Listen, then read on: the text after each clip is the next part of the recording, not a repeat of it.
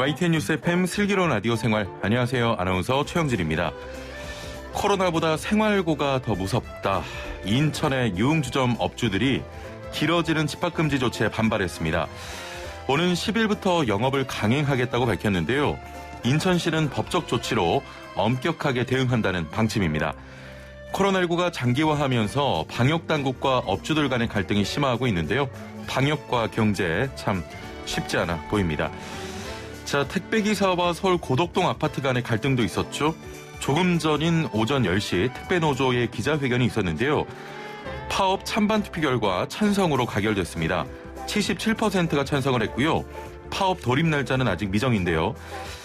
파업에 돌입하게 되면 전국 물류 대란은 아니지만 일부 지역 택배 운송에 차질이 예상됩니다. 자, 관련 내용 잠시 뒤 택배노조 관계자와 이야기 나눠보고요. 오늘 1부는 이슈 인터뷰 시간입니다. 최근 한강 대학생 익사 사건과 관련해 잠수사들이 투입돼 수색 활동을 펼치고 있는데요. 강이나 바다에서의 수색 활동 어떻게 진행되는지 살펴보고요. 2부는 건강상담 시간입니다. 코로나19로 스마트폰 사용 시간이 늘면서 안구 건조를 호소하는 분들 많으신데요. 오늘은 안구 건조증에 대한 모든 것 알아보도록 하죠. YTN 뉴스 FM 슬기로운 라디오 생활 지금 바로 출발합니다. 슬기로운 라디오 생활 1부는 생활 속 이슈들을 속속들이 들어보는 이슈 인터뷰 시간입니다. 최근 한강 대학생 익사 사건과 관련해 잠수사들이 투입돼 활동을 펼치고 있는데요. 자, 물에 빠진 물건을 찾는 일 쉽지 않은 일이죠. 강이나 바다에서의 수색 활동 어떻게 진행되는지 들어보겠습니다. 대한잠수협회의 홍성훈 사무국장 전화 연결돼 있습니다. 안녕하세요. 예, 안녕하세요. 예. 자, 한강도 제법 그 길이가 있고 바다는 더 넓은 범위인데 이렇게 물에 빠진 유실물을 찾기가 가능한 겁니까? 가능하죠. 예. 전혀 불가능한 일도 아니고, 예. 시간적인 문제가 있는 거지 불가능하지 않습니다. 정확하게 빠져 있다고만 한다면. 예. 그 드라마나 영화 등을 보면 물에 빠진 유실물을 찾기 위해서 많은 인력이 그 투입이 되는데 잠수사가 이런 일도 함께 하시는 겁니까? 그렇죠. 잠수사는 물 속에서 일어나는 모든 일들은 잠수사가 다 포함이 돼서 있다고 생각하시면 됩니다. 예. 잠수나 다이빙 같은 수중 활동은 사실 그 레저 활동으로만 생각을 했는데 물속에서 물건을 찾거나 또 공사를 담당하거나 이런 활동을 산업 잠수라고 한다고 합니다. 좀 더 구체적인 설명 부탁드릴게요. 네. 산업 잠수는 우리가 흔히 이제 물과 접한 건축 구조물들이 있어요. 예. 도로도 있지만 교량들, 그다음에 아니면 그 선박이 접안하는 항만 그런 공사들이 있고요. 그다음에 파도를 예방하는 방파제 건설하는 것도 있고, 우리가 흔히 얘기하는 이제 그 석유를 뽑아 원유를 시출하는 이제 해양 시추하는 해양 플랜트라는 산업에도 전사가 들어가 있고요. 예. 그다음에 방파제 건설할 때 또 인공호초 투하 이런 것도 있고, 그다음에 선박이나 아니면 차량들이 이제 빠졌을 때 분한하는 작업도 있고, 그다음에 그 안에 있는 구조물에 대해서 수색하는 작업도 할 수 있고, 수중에서 용접이나 절단 작업 이런 것도 하는 것들을, 그리고 그다음에 수중 촬영, 그다음에 과학 잠수라고 해서 우리 그 학술적으로 이제 생태 조사나 연구할 때도 산업 잠수사들이 들어가서 활동하고 있습니다. 예. 사무국장님 죄송한데 저희가 지금 전화 연결 상태가 조금 양호하지가 않아서요. 네. 혹시 핸즈프리나 스피커폰으로 지금 사용하고 계십니까? 제 이어폰을 쓰고 있는데요. 이어폰이요? 꺼보겠습니다. 예. 실례지만 좀 이어폰 빼고 이렇게 직접 통화가 가능하십니까? 예, 여보세요? 예. 네. 지금 괜찮네요. 예. 그러면 이 산업 잠수에 종사하시는 잠수사분은 좀 몇 분 정도 계실까요? 지금 현재 그 잠수 기능사나 잠수 산업 기사를 취득해가지고 활동하시는 분들은 취득자들은 한 10,000명이 더 되고요. 10,000분이나 계시는군요. 네, 10,000명 더 되고 이제 그거에 이제 기본적으로 이제 잠수를 배워서 할 수 자격증이 없이 하는 분까지 한다고 하면 한 30,000명 정도 이렇게 추산하시면 될 겁니다. 그렇군요. 직업적으로 하시는 분들. 예. 사무국장님 목소리가 이렇게 좋은지 몰랐습니다. 잘 들립니다. 참 세월호 수색에도 많은 또 민간 잠수사분들이 나섰던 것으로 기억을 합니다. 네. 수색 작업 등은 일반적으로 우리가 생각하는 그 레저 개념의 다이빙 또 잠수와 어떤 차이가 있는 겁니까? 일단 수색을 해야 된다고 하는 상황은 예. 우리가 이제 지상에서 육안으로 구분이 안 되고 또 그다음에 이제 확실하지 않으니까 이제 다이버가 들어가야 되거든요. 예. 다이버가 들어간다고 하는 거는 결국은 그 물이 탁도가 안 좋다는 거죠. 예. 맑지 않고 이제 개별 시야 확보가 어렵고 예. 그런 지역이 대부분이고요. 그다음에 아니면 이제 수심이 깊다거나 아니면 이제 활동이 어려운 있는 구간이 있어요. 물이 빠르다거나 하는 그런 데들에서 주로 이제 수색을 하게 되죠. 예. 뭐 당연한 이야기겠지만 밤이나 좀 그 날씨가 좋지 않은 경우에는 굉장히 이런 수색 작업들이 위험하겠습니다. 그렇죠. 날씨가 안 좋다고 하는 거는 일단 다이버가 예. 이제 활동할 때 물속에서는 활동하기가 가능한데 예. 지상에서 보면 이제 지상에서 지원하시는 분들이 또 위험에 있을 수가 있잖아요. 예. 그렇게 되고 또 그다음에 밤에 같은 경우에는 또 물속에서도 안 보이는데 물 바깥도 같이 안 보이다 보니까 이제 예. 다이버가 물론 랜턴이나 이런 것들은 발광 장치를 갖고 있긴 하지만 예. 그래도 이제 활동하는데 제약이 많으니까 그다음에 날씨가 안 좋게 되면 이제 바람이 많이 불게 돼요. 이제 예. 바다나 이제 강에서는 근데 이게 이제 체온을 많이 뺏기게 하거든요. 예. 그렇게 되면 이제 다이버가 이제 저체온증에 빠질 위험이 있으니까 그렇군요. 환경이 안 좋을 때는 이제 오늘같이 이제 비가 오고 그럴 예. 때는 작업을 안 하게 되는 거죠. 좀 개인적인 궁금증이었는데요. 네네. 사실 이렇게 바다에 뭔가 빠지거나 그러면 골든타임이라고 얘기하지 않습니까? 네네. 그럴 때 이제 날씨가 좀 좋지 않게 되면 이렇게 판단을 하게 되겠죠. 지금 수색 작업이 좀 어렵거나 판단을 하게 되는데 그런 판단할 때 그 잠수사님들의 판단도 좀 고려가 됩니까? 그렇죠. 다이버가 직접 들어가는 다이버가 봤을 때 위험 요소가 너무 많고 예. 그 위험 요소가 제거되지 않았다고 하면 다이버는 그 상황에 들어가면은 안 되고 자기들이 거부할 수가 있습니다. 예. 자, 조금 전에 좀 말씀하셨는데 그 잠수사로 이런 산업 잠수 종사하시는 분들이 좀 많은 것으로 좀 알고 있습니다. 그 사무국장님은 어떤 활동을 하고 계십니까? 저는 이제 지금 대한잠수협회가 이제 79년도에 저희 대한민국에 처음으로 설립된 협회거든요. 예. 잠수로 인해서. 그래서 거기에서 사무국장으로 근무하면서 저 레저 잠수 강사들이 있어요. 예. 직업적으로 할 수 있는 레저 잠수 강사 양성하고 그다음에 또 저희가 산업 잠수사 양성 교육도 하거든요. 그렇게 하고 그다음에 또 하나 잠수 정책에 관해서 예. 해양수산부나 해양경찰청 이렇게 해서 같이 정책 연구도 하고 그런 활동을 하고 있습니다. 예. 실제로 그 바다나 강 등에 그 물에 빠진 유실물을 찾아달라는 요청도 있습니까? 많이 있죠. 예. 우리가 생각하는 것보다 유실물이 물에 빠진 경우들이 많아요. 많습니까? 네, 많이 있어요. 우리가 보통 특히나 이제 날이 따뜻해지면 이제 밖에서 야외 활동을 많이 하잖아요. 예. 그렇게 하다 보면 이제 자기가 보통 실수로 본 개인 소지품들을 빠뜨리는 경우도 있고, 아니면 자기들이 일을 하다가 장비를 빠뜨리는 경우도 있고, 예. 그런 경우가 있으면 이제 연락이 와서 이제 수색을 좀 해달라는 연락들이 오죠. 예. 물에 빠진 물건은 사실 재기능하기가 힘들 텐데 주로 어떤 물건을 찾아달라는 요청이 많습니까? 주로 보면 대부분 이제 강이나 호수 아니면 낚시터 등에서 이제 활동들을 많이 하잖아요. 예. 그럴 때 이제 가장 많은 게 요즘에는 이제 핸드폰, 스마트폰이 가장 많고 아니면 개인 지갑 아니면 자기들이 이제 활동을 하다가 쓰던 장비들이나 그런 것들이 이제 많은데 보통 요즘에는 스마트폰들이 방수 처리가 잘 돼서 그렇죠.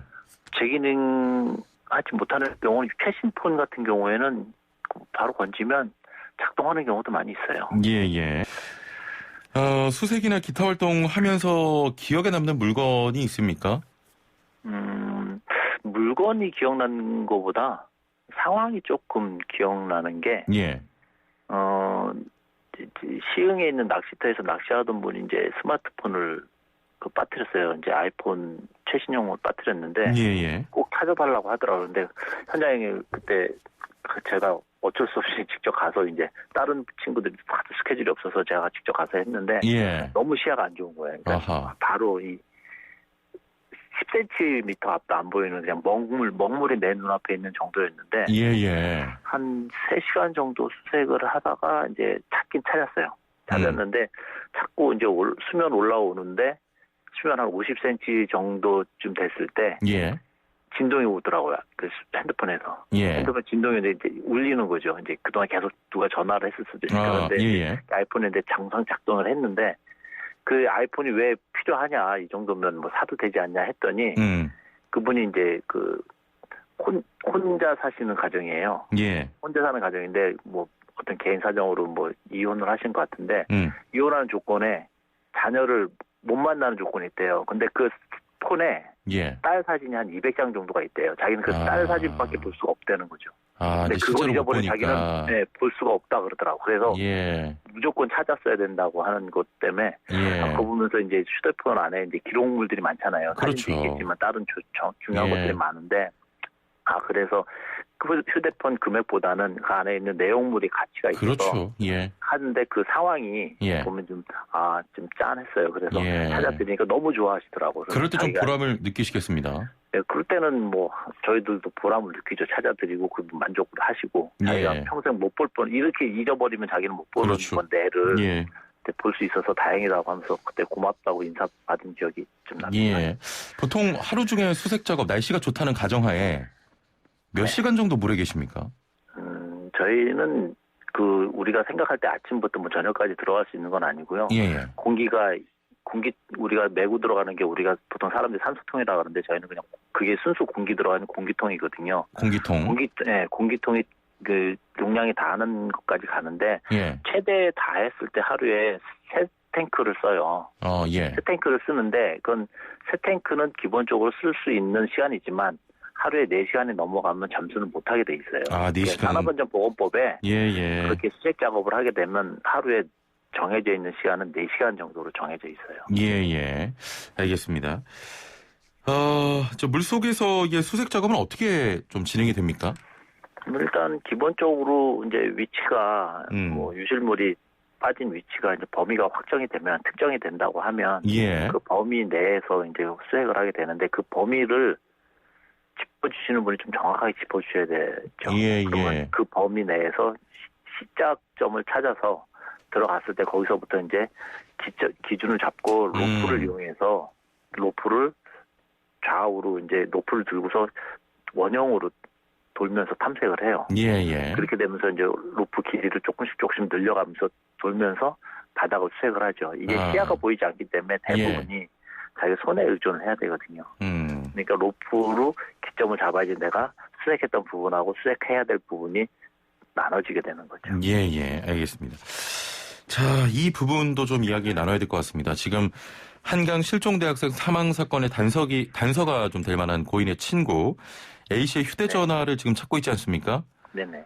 금속 탐지기를 동원하기도 하고요. 땅을 뒤집기도 하는데 경험자로서 지금 이 상황에서 중요한 부분입니다.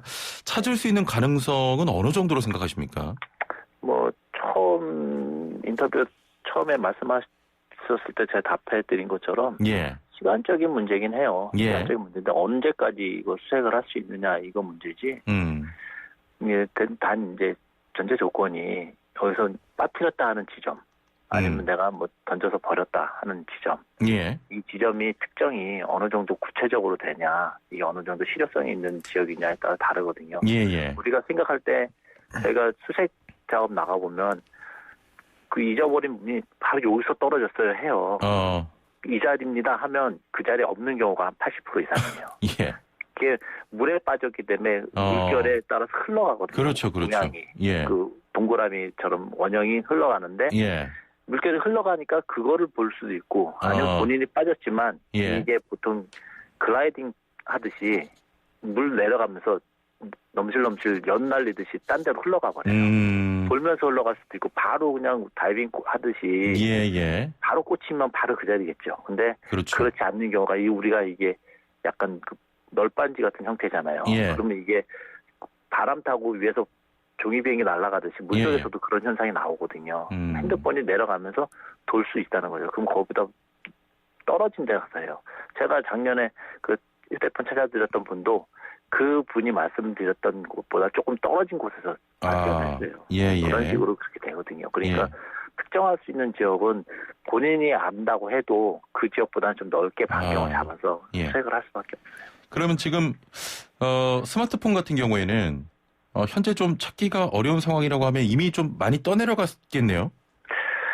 그게 한강 바닥이 예. 그렇게 떠내려갈 수 있는 환경은 아니에요. 아, 그게 그렇군요. 한강 바닥이 예. 언제 떠내려갔다고 가정한다 그러면 언제를 얘기할 수 있냐면 우리가 장마를 졌을 때, 예, 장마에서 예. 팔당댐이 방류를 하기 시작했을 때, 그래서 잠실 수중보를 넘칠 때가 있거든요. 예. 그럴 정도가 됐을 때나 그 스마트폰이 떠내려가지 보통 바닥에 깔아앉으면 이 위에는 한강 하전은 예. 물이 거의 안 흘러요. 근데 거기서부터 한 50cm 정도 올라오면 그다음부터 물이 흐르거든요. 예. 그 밑에는 물이 흐르는 영향이 별로 없으니까 거기에 있다고 생각해도 괜찮고요. 그다음에 예. 거기가 한강에 이제 맨 밑바닥에 있는 그 저질이 예. 뭐냐면 그 뻘이에요. 뻘이기 때문에 뻘에 딱 묻혀요. 그러면 살짝 내려간단 말이죠. 예. 살짝 이제 무게에 의해서 조금 더 가라앉거든요. 그렇기 때문에 그 이상은 넘어가질 않아요. 예. 알겠습니다. 그러면 조만간 찾을 가능성이 좀 있겠네요. 근데 시야가 문제거든요. 지금 이제 시야가 아주 흐린 시야도 아니고 지금 겨울에서 봄으로 간 거라서 좀 깨끗하거든요. 근데 이제 시야가 한강 시야를 보면은 잠실 수중보를 기준으로 해서 그 위에는 상수원 보호구역이래 가지고 거기 그나마 깨끗해요. 물속에 들어가면 한 1m 이상 시야도 보이기도 하는데 수중보 밑으로 내려가면 이제 부유물들이 많거든요. 그러나 반포쯤에 되면 이제 굉장히 그 시야가 안 보여요. 그러니까 이제 더듬거리면서 수색을 해야 되는데 그게 아니면 이제 금속 탐지기 그때 이제 쓰셨던 것처럼 금속 탐지기가 수중에서 쓰는 것도 있긴 있어요. 이제 그런 걸로 수색을 한다 그러면 좀 찾을 가능성은 좀 높게 되겠죠. 예, 알겠습니다. 자, 오늘 말씀 여기까지 듣겠습니다. 감사합니다. 네. 예, 지금까지 대한잠수협회의 홍성훈 사무국장과 함께했습니다. 네, 본격 문자창 CPR 프로젝트 슬라생 오늘의 상식 퀴즈. 당신은 오늘 어제보다 더 똑똑해집니다. 퀴즈 듣고 정답하시는 분은 단문 50원, 장문 100원의 유료 문자 샵 0945번으로 보내주시면 됩니다. 정답 맞추신 분들 중에 추첨을 통해 상품도 보내드리고 있으니까요. 퀴즈 잘 듣고 맞춰주시면 되는데요. 자, 퀴즈 나갑니다. 문화재청에서 동학농민군으로 활동한 유강화의 동학농민군 편지와 함께 국가등록문화재로 등록 예고된 곳인데요. 1960년대 아일랜드 선교사 패트릭 맥그린치 신부가 제주 할리읍 금왕리의 목장을 일구면서 지은 주택입니다. 목장을 개척하는 과정에서 건축자재 부족 등 열악한 건축 여건을 극복하기 위해서 도입한 공법의 주택인데요. 이 공법으로 지은 주택의 이름 무엇일까요? 1번 캐시폰식 주택, 2번 집합주택, 3번 태정, 태세, 문단세, 예성, 연중, 임명선, 광인, 효연, 수경영, 정순원철, 고순. 정답하시는 분은 단문 50원, 장문 100원의 유료 문자 샵 0945번으로 보내주시면 됩니다. 지금 밖에서 저보고 아나운서 같았다고. 아나운서입니다. 자, 스마트폰 또 사용하시는 분들은 YTN 라디오 애플리케이션, 유튜브 댓글창으로도 참여할 수 있습니다. 자, 선물 소개해드리죠. 정직한 건강식품 전문점 백세라이프에서 활력소 치명, 청심단 삼천 선물 세트와 로얄 아르간 커넬오일 선물 세트, 영화, 드라마, 예능, 다큐멘터리, 애니메이션을 무제한 감상할 수 있는 왓챠에서 프리미엄 1개월 이용권, 요리하는 천하장사 박강덕의 감칠맛 나는 국물 해물디포리 다시팩, 88년 전통의 이탈리아 명품 커피 일리커피에서 프리미엄 스틱 원두커피 세트, 해썹 인증받은 7분 밀키트 천명시 식평가단이 만든 은금떡볶이에서 떡볶이 키트 3팩, 착한 세제를 만드는 소다스쿨에서 베이킹소다 선물 세트, 익산 함나 베델목장에서 직접 짠 신선한 원유로 만든 목장형 플레인 수제 요거트 착한 요구르트를, 농장에서 직접 재배한 채소를 사용한 맛있는 한 끼 마곡 테이블에서 2인 식사권을 드립니다. 자, 참고로 선물 굉장히 많아요. 어린이날까지 있어서 못 드린 선물 너무 많이 남았습니다. 자, 오늘 많은 참여해 주시면 선물 저희가 풍성하게 드리도록 하겠습니다. 자, 많은 참여 부탁드릴게요. 네, 매주 금요일은 국민권익위원회와 함께하는 우리의 권익을 찾아서 시간입니다. 서울의 부동산이나 주택 등을 이야기할 때 흔히들 이런 얘기합니다. 서울에 남은 땅이 있어? 예, 그런데 그런 땅이 있었습니다. 최근 미술계가 국립근대미술관 건립부지로 제안하면서 주목받고 있는 일명 송현동 부지인데요. 활용과 소유를 두고 분쟁이 계속되어 오면서 지난 110년간 서울에 있지만 정작 서울 시민에게는 금단의 땅이었다고 합니다. 최근 권익위의 중재로 시민들에게 공개될 예정인데요. 왜 110년이나 잠들어 있었는지, 어떻게 국민들에게 돌아올 수 있게 됐는지 자세한 내용 들어보겠습니다. 함께 말씀 나눌 분 모셔보죠. 국민권익위원회 원영재 기업고충민원 팀장 나오셨습니다. 안녕하세요. 안녕하십니까. 예, 반갑습니다. 오래 기다리셨죠? 아닙니다. 자, 먼저 송현동 부지 110년간 금단의 땅이었다, 이런 이야기까지 들리는데 먼저 어떤 역사를 가진 땅입니까? 예. 그 송현동이라는 지명은 그 소나무가 있는 고개를 뜻하는 말로 예. 그 조선시대 법궁인 경복궁을 보호하는 완충지 역할을 했던 땅이었습니다. 이러한 송현동 부지는 경복궁역 삼청동 입구에 위치해 있고 예. 약 3만 7천여 제곱미터에 달하는 서울 도심 한복판의 마지막 남은 대규모 미개발 부지로서 그 입지적 중요성이 매우 높은 곳입니다. 예. 뿐만 아니고 그 역사 문화적으로도 고유한 가치와 특성을 갖춘 땅이기도 합니다. 그 과거 조선 시대에는 왕족과 세도가의 주택 부지였고 예. 일제 강점기에는 조선 식산은행 사택 부지였으며 광복 이후에는 미 대사관 숙소 부지로 사용된 바 있습니다. 이후에 1997년 삼성생명에 매각되면서 민간 기업으로 소유권이 이전되었고 예. 2008년에는 그 대한항공이 이를 다시 매입하게 되었습니다. 이런 과정에서 송현동 부지는 그 담장에 가려져서 그 오랜 시간 그 방치돼 시민들은 내부를 들여다볼 수 없었던 상황이었습니다. 예. 그 현재는 풀과 나무들이 좀 무성하게 자라 있는 상태입니다. 그렇군요. 37,110제곱미터면 어느 정도 크기입니까, 이게? 글쎄 뭐 가늠하기 어려울 것 같긴 한데요. 예. 국제 표준 축구장 면적이 7,140제곱미터라고 하면 축구장 5개 정도 되는 크기로 생각하시면 될 것 같습니다. 예. 규모가 작은 것도 아니고 활용 계획을 가지고 땅을 매입했을 텐데 이게 왜 사용하지 못하고 지금까지 온 거죠? 예. 그 2008년 송현동 부지를 매입한 그 대한항공은 애초에 7성급 한옥 호텔을 지을 계획이었습니다. 예. 하지만 그 서울 중부교육청이 학교 환경 위생 정화구역 내 시설로 부적합하다고 해서 이게 틀어졌고 그 행정소송까지 나섰지만은 2012년에 최종 패소하게 되었습니다. 예. 그 이후에 복합 문화 공간 등으로 재추진하였지만 이것도 이제 무산이 되었고요. 그러다 그 지난해에 코로나19로 직격탄을 맞은 대한항공은 그 자구안 마련을 위해서 유유자산인 송현동 부지를 민간에 매각하고자 시장에 내놓았지만 예. 서울시가 이곳에 역사문화공원을 조성하겠다는 계획을 이제 발표하게 되면서요. 그 매각의 난항을 겪게 됐습니다. 예. 당시 이제 매입 의향을 밝혔던 참여업체들이 그 모두 참여를 취소해 대한항공의 토지 매각 계획에 심대한 차질을 빚게 되었던 것입니다. 그 이후에 이제 당사자 간 협의를 진행했지만 그 합의가 되지 않아 갈등이 좀 고조된 상황에서 지난해 6월 11일 그 대한항공은 토지 매각을 방해하는 행위를 좀 중단해달라는 취지로 우리 국민권익위원회에 고충민원을 신청하게 되었습니다. 자, 서울시에서는 이곳에 공원을 조성하겠다는 계획인데 지금은 그 갈등 조정이 모두 끝난 겁니까? 그 아무래도 사안이다 보니까 쉽지 않았을 것 같은데요. 예, 물론 정말 쉽지 않았습니다. 그렇지만 이제 국민권익위는 서울시와 LH공사, 대한항공 채권단 등 이 다양한 이해관계자와 수십 차례 회의와 의견 조율 과정을 거쳐서 각자의 입장을 이해시키고 양보를 이끌어내기 위해 끈질긴 그 노력을 기울여왔고요. 그 결과 최종 조정안을 이제 마련할 수 있었습니다. 이는 그 당사자 모두가 만족하는 조정 합의안이었는데 신속한 부지 매각이 이제 급선무였던 대한항공, 그리고 그 도시계획시설 결정 등 행정 절차를 준수해야 되는 서울특별시, 그리고 그 주택 공급 부지가 필요한 LH공사 모두의 입장을 고려한 것이기도 합니다. 그 국민권익위 조정을 바탕으로 앞으로 그 서울시와 LH공사는 상호 협의를 통해 주택 공급 정책과 연계해 택지 공급이 가능한 시유지를 대상으로 교환 부지를 결정하고 서울시는 공원화 계획을 구체화해 나갈 예정입니다. 참 딱 봐도 해결하기 어려운 사안인데 국민권익위원회의 어떤 조정으로 이렇게 해결이 됐습니다. 지난해에도 대금지급 문제로 최종 합의식이 좀 연기되기도 했는데 이런 부분까지 모두 좀 해결이 됐습니까?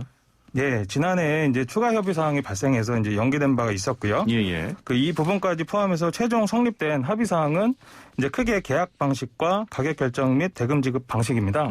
우선 그 계약 방식은 제3자 매각 방식으로 그 송현동 부지에 대한 매매 계약은 대한항공과 LH공사가 체결하고 시유지에 대한 교환 계약은 서울특별시하고 LH공사가 체결합니다. 그리고 동시에 각각 작성하기로 했습니다.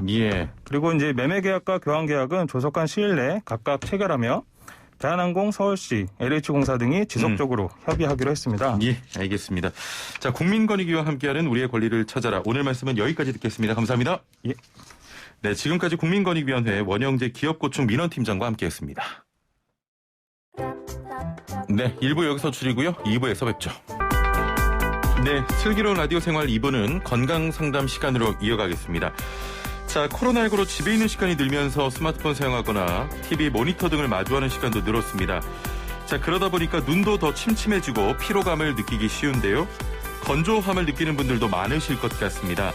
자, 그런데 이런 건조함이 질병이 될 수 있다고 하는데요. 안구 건조증입니다.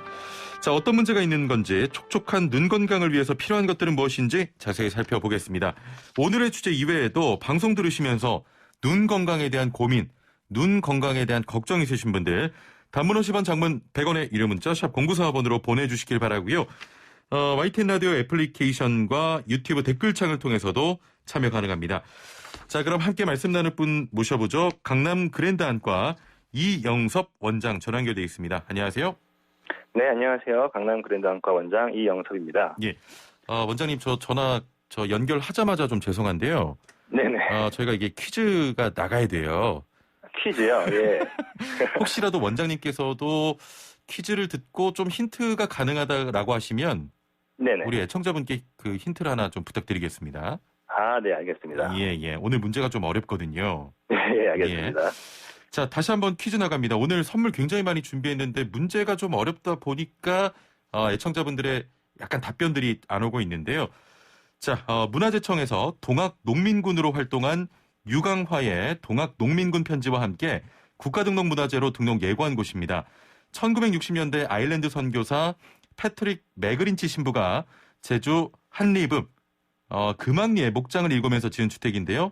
목장을 개척하는 과정에서 건축자재 부족 등 열악한 건축 여건을 극복하기 위해서 도입한 공법의 주택입니다. 자, 이 공법으로 지은 주택의 이름 무엇일까요?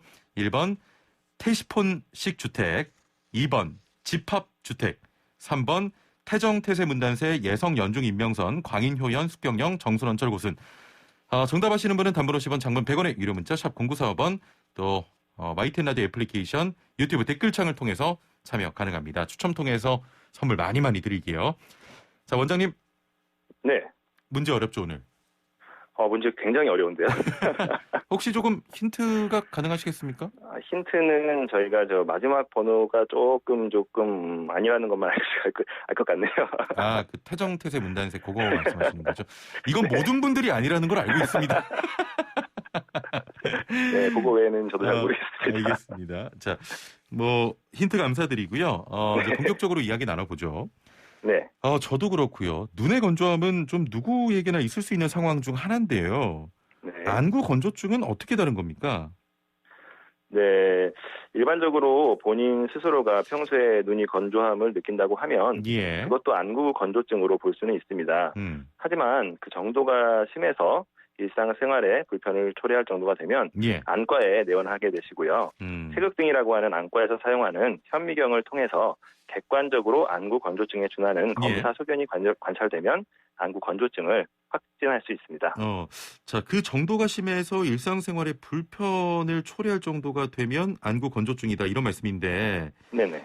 환자 스스로가 안구 건조증인지 아닌지 판단이 가능합니까? 네, 보통 건조증에 가장 흔하게 느끼시는 증상은 눈이 좀 뻑뻑하고 모래가 들어간 듯한 이물감을 느끼시는 것입니다. 또한 독서나 핸드폰, TV 같은 걸 보실 때 갑자기 눈앞이 뿌옇게 됐다가 눈을 좀 깜빡깜빡하면은 다시 좀 맑아지는 증상도 건조증에 해당되는 증상이고 야외에서 눈이 많이 부셔하시는 분도 건조증을 좀 의심해 봐야 됩니다. 또한 찬바람이 불 때 혹은 자전거 같은 거 타실 때 눈이 막 시려서 눈물이 많이 나시는 것도 건조증 증상 중에 하나고 특히 요즘과 같은 알러지철에 눈이 자주 가렵거나 눈곱이 끼는 증상도 안구 건조증에 해당한다고 볼 수 있습니다. 저 같은 경우는 여기 다 해당되는데 빨리 저 병원 가야 됩니다. 한번 안과 오셔가지고 진료를 좀 보시는 게 좋을 것 같습니다. 예. 그래도 눈 건조 때문에 병원에 가야 해 하는 분들도 계실 것 같아요. 네, 맞습니다. 건조증이 굉장히 또 흔한 질환이기 때문에 그만큼 좀 방치를 하기가 쉬운데요. 만약 오랜 기간 동안 안구 건조증이 있는데 치료를 하지 않은 상태로 지속되게 되면 각막 신경이 손상을 받아서 시린 증상이나 화끈거리는 증상으로 나타날 수가 있고 이것이 지속되면 각막에 상처가 발생하고 심한 경우에는 각막염이나 각막 궤양을 유발해서 영구적으로 시력 손상이 유발되는 경우도 있습니다.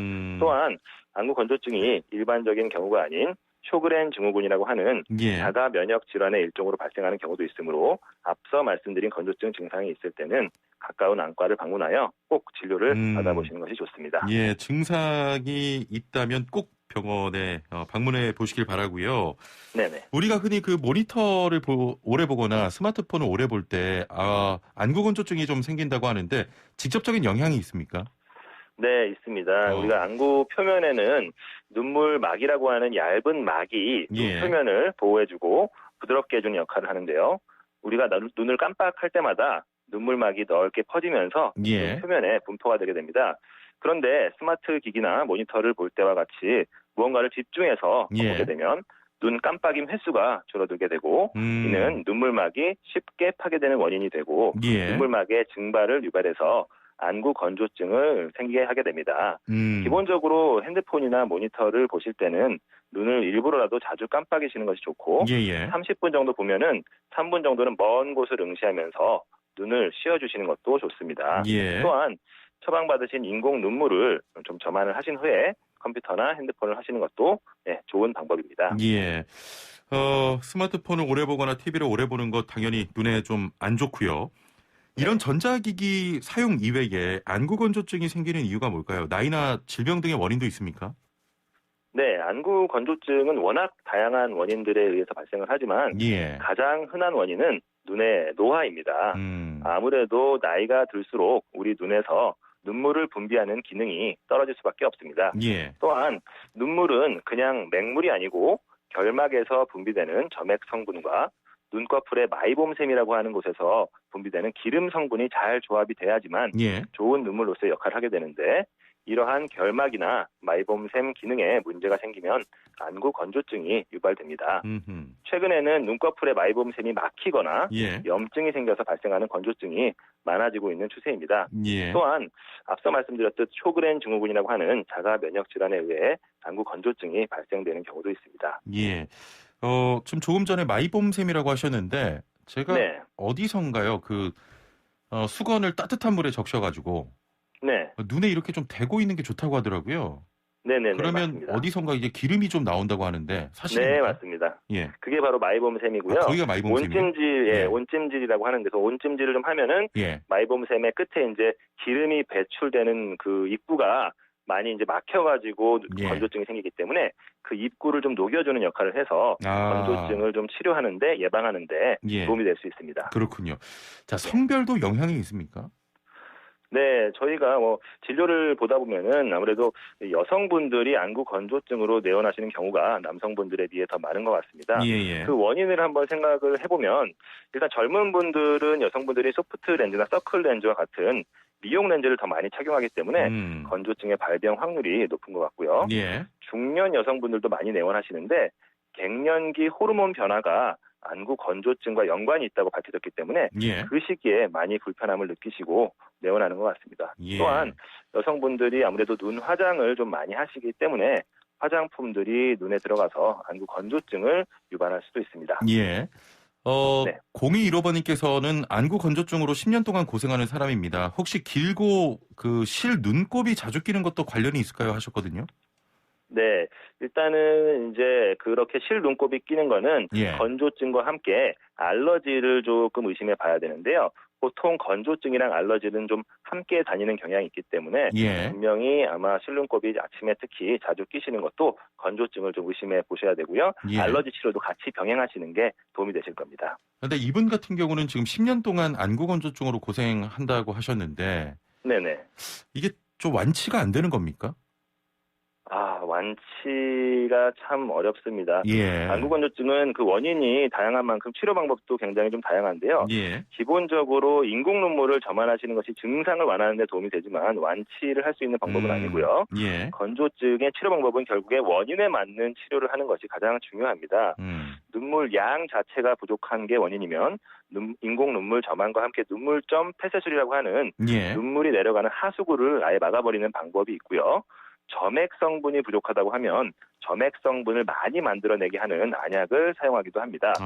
또 건조증이 만성화가 되면 염증 반응이 나타나서 기존의 건조증을 악화시키는 악순환의 고리가 이어지기 때문에 그 고리를 끊는 안약이나 내복약을 사용하기도 합니다. 또 최근에는 앞서 말씀드린 눈꺼풀의 마이봄샘이 원인이 되어 발생하는 건조증이 80% 이상이 된다는 보고도 있기 때문에 예. 마이봄샘의 정상화를 타겟으로 해서 IPL 레이저라는 치료 방법이 각광을 받고 있습니다. 이렇게 IPL 레이저요? 네, IPL 레이저라고 요즘에 예전에 이제 피부과에서 사용하던 레이저인데 그거를 응용해서 이제 마이봄샘에다 IPL 레이저를 쏴줘서 또 이제 건조증을 치료하는 방법을 요즘에는 많이 하고 있습니다. 예. 이렇게 또 치료 방법이 다양하다는 것은 바꿔 말하면은 안구 건조증 치료가 그만큼 어렵다는 것입니다.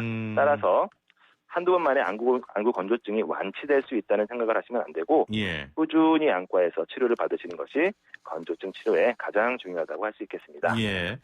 자, 기존의 안구 건조증을 더 심각하게 만드는 환경적 요인도 궁금한데 어떤 것들을 좀 주의해야겠습니까?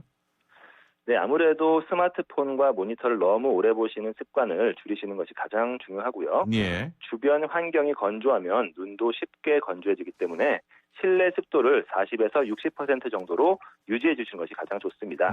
또한 요즘같이 미세먼지가 심한 날에는 이제 미세먼지가 결막에 붙어서 자극과 함께 건조증을 유발할 수 있기 때문에 미세먼지가 심한 이런 요즘 같은 때는 이제 외출을 좀 삼가시는 게 아무래도 도움이 되실 수 있고요. 여성분들은 이제 미용 렌즈를 좀 최소 시간으로 착용을 하시고 눈 주변의 화장도 좀 피하시는 게 건조증을 예방할 수 있습니다. 눈 주변의 화장은 좀 피하는 게 좋다.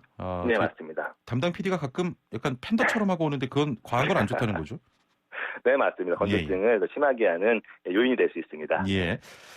자, 반대로 눈물이 너무 많이 나는 경우도 있지 않습니까? 네, 맞습니다. 이렇게 그러면 촉촉한 눈은 건강한 겁니까? 뭐든지 적당한 게 좋습니다. 눈물이 너무 많이 나서 이제 밖으로 흘러 넘치는 것을 이제 우리가 눈물 흘림증 또는 유루증이라고 부르는데요. 이것도 나이 드신 분들한테 흔하게 발생되는 거고 일상생활에 굉장히 많은 불편을 초래하게 됩니다. 이것도 건강한 눈은 당연히 아니고요. 이렇게 눈물이 너무 많이 나는 경우도 건조증의 증상 중에 하나인데요. 눈이 건조하면 각막에서 자극을 많이 느껴서 뇌에다가 눈물을 많이 만들어내라는 신호를 보내게 됩니다. 그래서 그 신호를 받은 주 눈물샘에서는 억지로 맹물을 많이 만들어내게 되는데요. 이는 좋은 성분의 눈물이 아니기 때문에 눈 표면을 보호해주는 역할을 하지 못하게 되고 유루증을 유발하는 원인이 됩니다. 또 물론 이제 건조증이 아닌 유루증도 있는데요. 이는 눈물이 내려가는 길이 막히거나 좁아져서 말 그대로 하수구가 막혀서 눈물이 밖으로 흘러 넘치는 경우이며 이는 안과에서 시행하는 간단한 테스트로 알 수 있습니다. 만약 눈물길이 정말 막혔다면 눈물길을 뚫는 수술을 받거나 실리콘 튜브를 삽입술을 이제 같은 시술을 좀 받으셔야 됩니다. 자, 그렇다면 눈 건강을 좀 지킬 수 있는 생활 습관들에는 어떤 게 있을까요?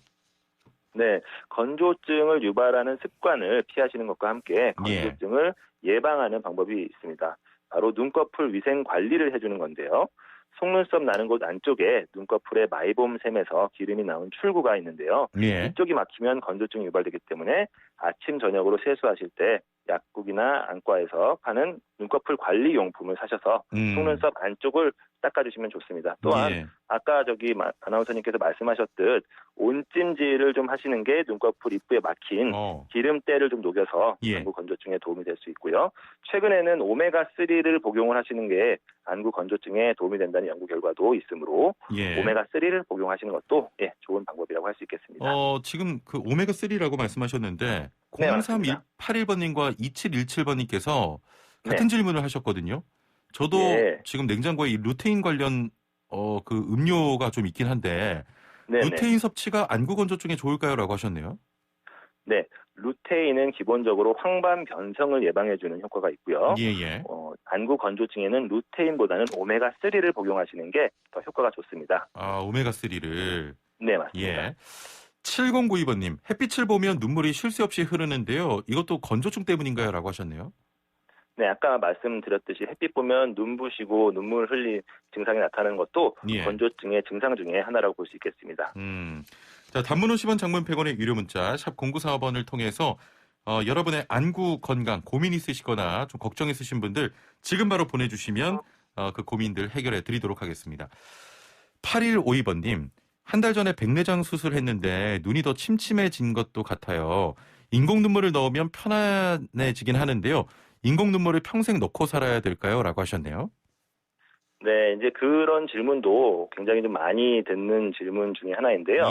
기본적으로 저희는 이렇게 설명을 드립니다.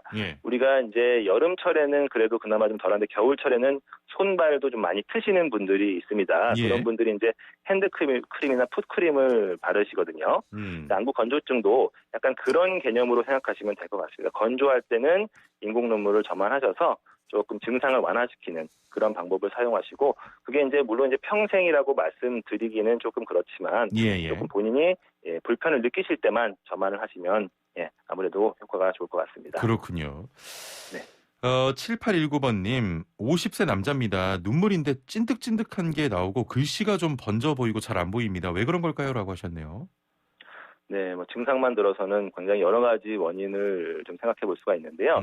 기본적으로 건조증이 있으신 것 같습니다. 눈물이 이제 좀 약간 찐득찐득하다는 거는 결국에는 눈에 이제 분비물들은 결막에서 분비가 항상 늘 되는데요.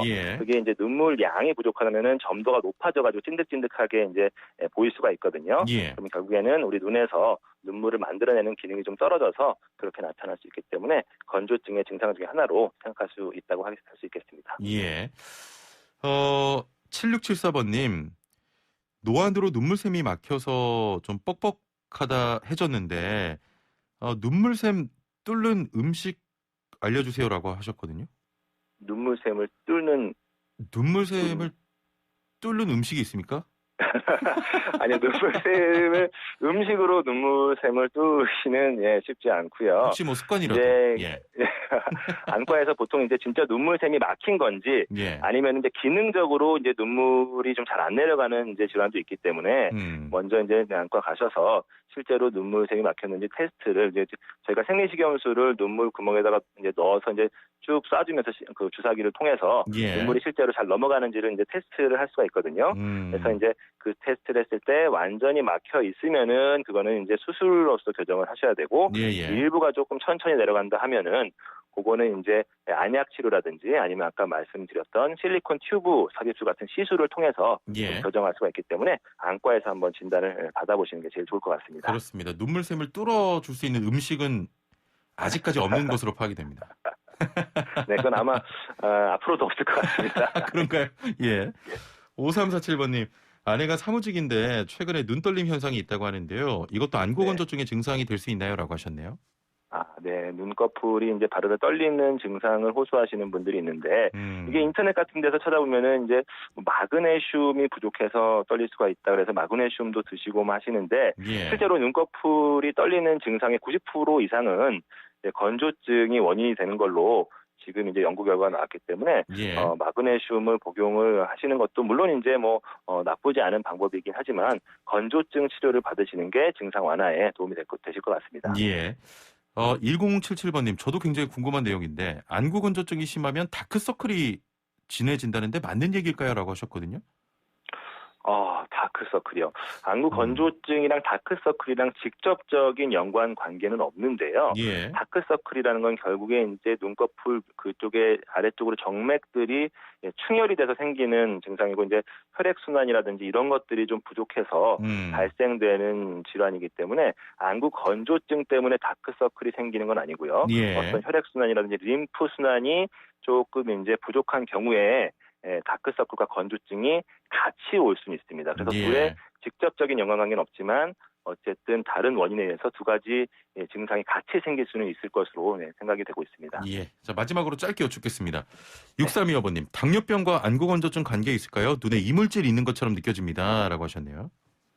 네, 마찬가지로 당뇨병 자체가 안구 건조증과 직접적인 연관관계는 없는데요. 아무래도 이제 당뇨가 있으신 분들은 이제 그 혈관 쪽에 여러 가지 문제가 좀 발생되는 경우도 있고요. 그다음에 전체적으로 아까 말씀드린 림프 순환에도 영향이 좀 있기 때문에 그런 부분에서는 건조증이랑 간접적으로는 연관이 있을 수 있습니다. 예, 알겠습니다. 자, 오늘 말씀 여기까지 듣겠습니다. 감사합니다.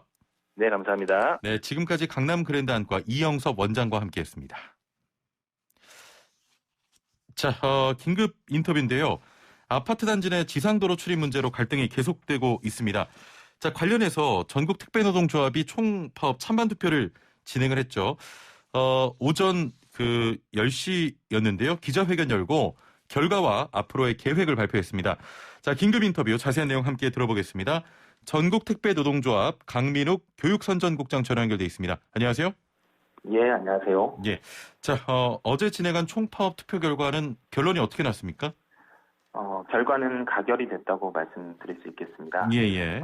전체 투표하신 분이 5,298명이 투표를 해주셨고, 그래서 투표율은 90.8%, 그리고 그 중에 찬성은 4,078명이 찬성을 해주셔서 17%의 찬성률로 가결되었습니다. 예. 지금 총파업에 돌입하게 되면 참여 인원은 어떻게 됩니까?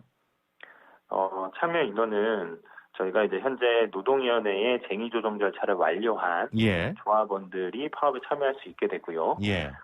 우체국 본부와 같이 이전에 단체협약을 체결한 곳과 아직 그 쟁의조정 절차가 완료되지 않은 조합원들은 파업에서 제외될 예정입니다. 그래서 약 2,000명의 조합원이 파업에 참여할 수 있게 될 것 같습니다. 2,000명.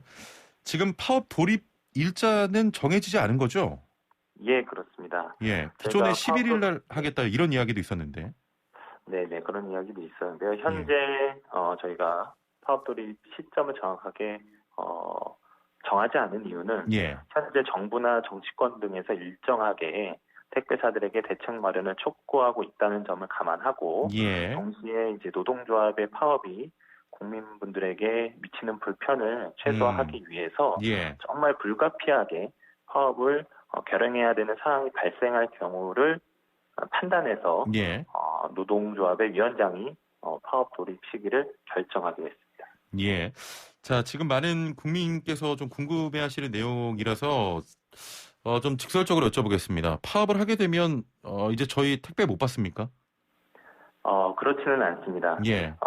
또한 저희가 앞서 말씀드린 대로 국민분들의 이 불편을 최소화하기 위해서 파업의 수위를 그리고 방식을 전체 물량을 거부하는 전면 파업이 아니라 부분 파업으로 진행할 예정입니다. 전체 택배 물동량의 약 10% 정도를 차지하는 신선식품을 위주로 배송 거부에 들어갈 예정이고요. 이거는 이제 국민들의 이 불편을 최소화하면서도 배송 책임을 택배사가 정확하게 질 수 있도록 압박하는 그런 방식을 취할 예정입니다. 사실 저희 방송에서도 이 택배 기사분들의 어떤 좀 노고나 고생을 좀 조명하는 그런 시간을 몇 번 가졌었는데 지금 사실 고덕동 아파트 지상 출입이 좀 금지가 되면서 이런 일이 이제 생긴 건데 택배사와 고용노동부 중재는 전혀 없었습니까? 택배사는 지금 이 고덕의 아파트 택배 대란이 발생한 지 한 달이 넘었는데 기본적인 입장이 아파트 입주자 대표 회의와 택배 노동자가 알아서 해결해야 될 문제라는 것이 기본 입장입니다.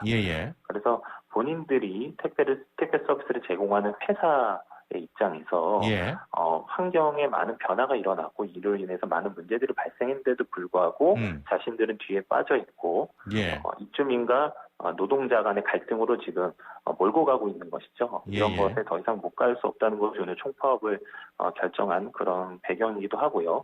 고용노동부 같은 경우에는 저희가 저상 차량에 대한 저탑 차량에 대한 유해 요인을 지정하라는 것을 요구를 하고 있고 사실 중재는 주무부서인 국토부가 해야 하는데 국토부는 아직 그런 모습들은 보이지 않고 다만 택배사들에게 대책을 마련하라고 요구하고 있는 것으로 저희가 알고 있습니다. 이게 사실 많은 분들께서 고독동 아파트의 문제인데 모두가 좀 불편을 겪어야 하냐 이렇게 생각하시는 분들 꽤 있거든요. 예. 이런 좀 문제나 아파트 다른 지역에서도 좀 꽤 많이 벌어지는 일입니까?